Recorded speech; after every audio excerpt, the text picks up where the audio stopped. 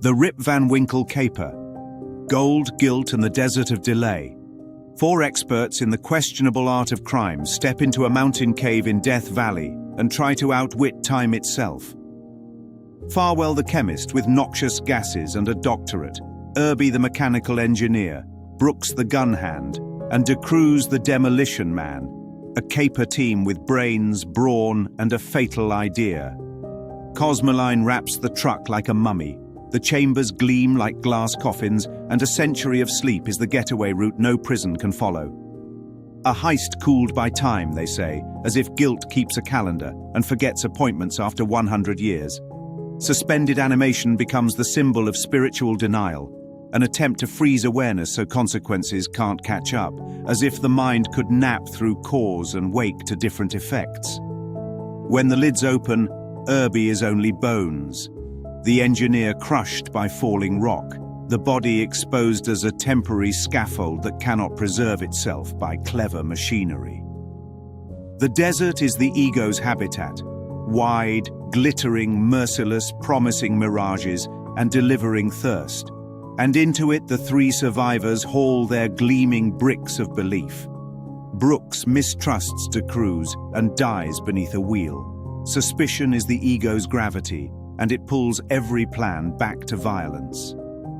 The truck tumbles into a ravine, the gold's weight becomes a penance, and the perfect plan sheds its costume to reveal simple cruelty dressed in dust. 2 men now, Farwell and De Cruz, trudging under bars that grow heavier with every step, because idols demand to be carried by the worshipper who crowned them with meaning. Water becomes the only currency, and the exchange rate is brutal. 1 sip, 1 bar, then 2 bars, because scarcity always inflates the price of illusion. De Cruz's canteen is a little kingdom of leverage, and Farwell pays in rectangles of regret, learning too late that value is assigned, not inherent. The desert teaches the lesson bluntly. Gold is guilt with a shine, and guilt is gold with a thirst. Both are heavy, both are useless, both are traded to postpone the obvious. Farwell ends the bidding with a blow. The idol he carried becomes the weapon he uses, and the bargain concludes in sand and silence, as all ego bargains do.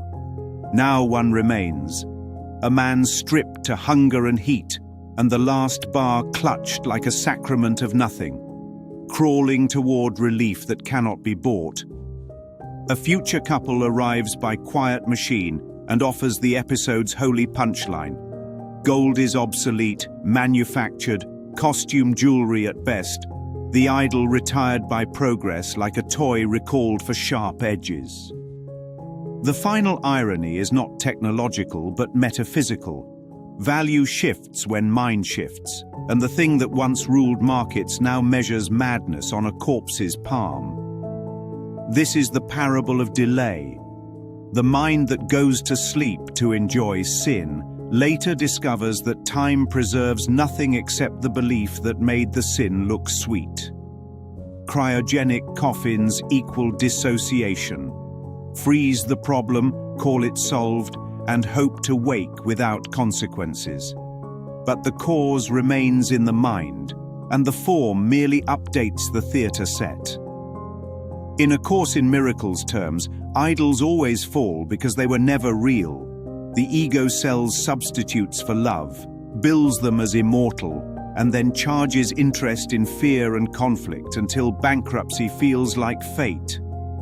Guilt demands payment, and payment comes as projection, scarcity, rivalry, and death, not because a god of vengeance requires it, but because the split mind keeps choosing the fee schedule it wrote. Each character embodies a line on the ledger. Irby the body's vulnerability, Brooks the gun of suspicion, De Cruz the extortion of bargaining, Farwell the intellect that thinks it can engineer eternity while denying the only cause that matters, a mistaken thought held dear. Death Valley is the world belief under laboratory light, hot, exposed, unforgiving to fantasies, and yet perfectly neutral to truth, waiting without malice for the mind to lay down its bricks. The map that curls to dust is the curriculum of control, routes to safety drawn by fear, brittle on contact with honesty, while the only real direction is a turn inward to release the lie at its source.